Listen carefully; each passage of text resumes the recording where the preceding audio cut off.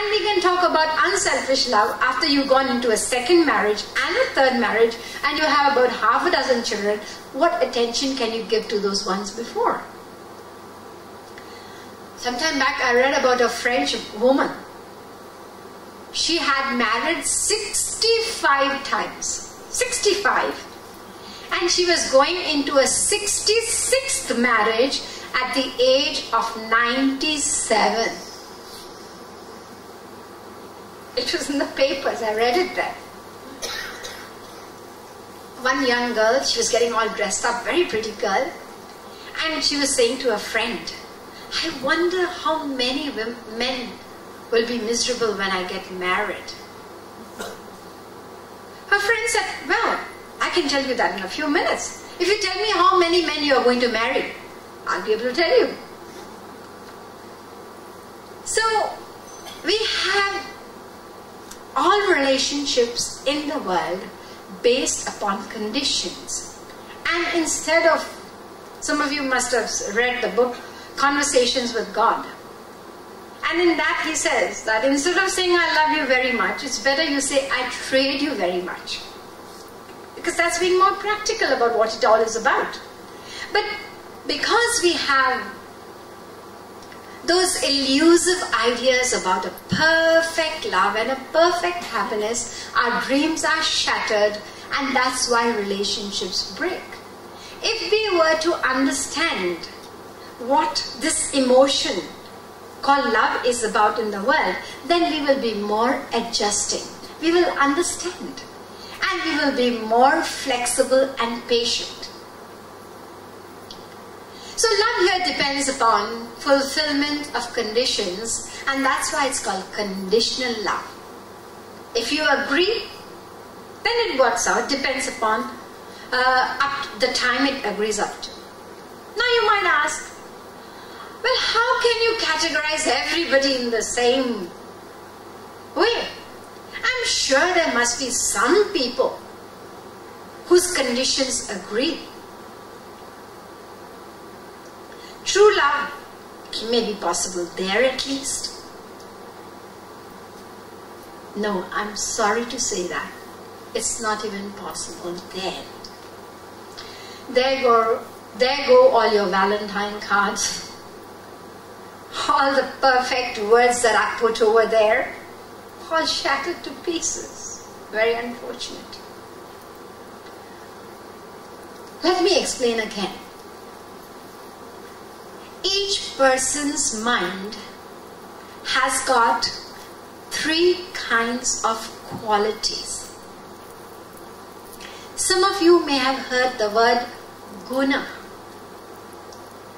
Guna refers to qualities or temperaments, and the temperaments of the human mind have been broadly categorized into 3. The first is sattvic guna, and it symbolizes the color white. You see, each quality has been symbolized with a color. Sattvic is white, and it represents qualities of piousness, purity, kindness, spirituality. The second guna is called Rajasic guna. Rajasic guna is represented by the color red. And this quality, when a person has got predominantly Rajasic qualities, then he has desire for power, passion, success. These are the qualities of a person who has this Rajasic temperament. And thirdly, you have Tamoguna. Tamoguna is represented by the color black. I can see a lot of black colors in clothes today here. Very popular color. So Tamoguna represents the qualities of violence, anger, wickedness, negativity. That's Tamoguna. Now you're trying to think, am I Sattvagun? Am I Rajagun? Am I Tamogun? These three gunas are all present in our minds. They are always quarreling with each other, like three wrestlers. They want to quarrel and win. So Sattva guna is trying to quarrel. I want to be predominant. Rajasic guna says, I want to win. And Tamo guna says, I want to win. These three are constantly changing within the mind.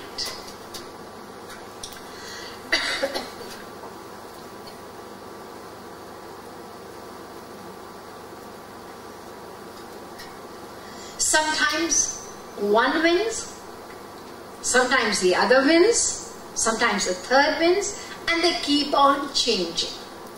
And that's why you say to a person, you have changed. I haven't, I'm the same person. But yesterday you were so nice and sweet, and today you seem to be so angry. These are moods. You could use the word moods. These moods keep changing with us.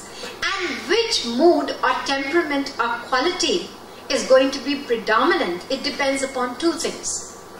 One is what we have done with the mind in the past, and number second, what we are doing with the mind in the present. In the present right now, if you have come into the hall with Rajoguna predominant, gradually when you're listening to the talk, it could get to Sattvagun, and maybe it could be Tamogun with one or two people who are madly in love and find that I'm shattering all their feelings about love. It could be Tamogun. Let me wait for the question and answer session and I'm going to tell what love is all about. But in an atmosphere like this, which is predominantly Sattvagun, the qualities change. Now these qualities are changing. The temperament or guna constantly changes within each person. Therefore, no two people in this world can agree with each other all the time. Remember that, it's very, very important fact. We are always expecting people to agree with us. My son should agree with me. Look, I have experience of this world. So he should understand, he should agree with me. We all expect it from other people, that people should agree. But just think, just as the gunas are changing within you, gunas are also changing within the person you are attached to or you claim to love. Now, suppose you are in a predominantly sattvic mode and you say to your wife, let me see, majority is men here today or women? Seems to be men to me. Maybe I'm wrong. Anyway, it seems to be equal. So, the lady says to her husband, come on, let's go for the talk today. Let's listen to something. Talk? All these talks are absolute nonsense. I have read enough. I know everything. I don't want to go beyond it. I'm just going on for a drink. Well then, I'm going out alone. Alone? Why should you go alone? You should stay at home and look after the children now. That's your duty. I'm going out for a drink and you better be at home when I come back. They're quarreling. One is in Sattvagun and one is in Tamogun. And after about 2 hours, it may change the other way around. So you never know. These gunas keep changing. One person may be very greedy and ambitious. And the other person says, well, you should be satisfied with what you have. That person is in a quiet mood, in a pious mood. And there again there is an argument. Now, we often find that people do agree with each other. What then? What do you have to say about that?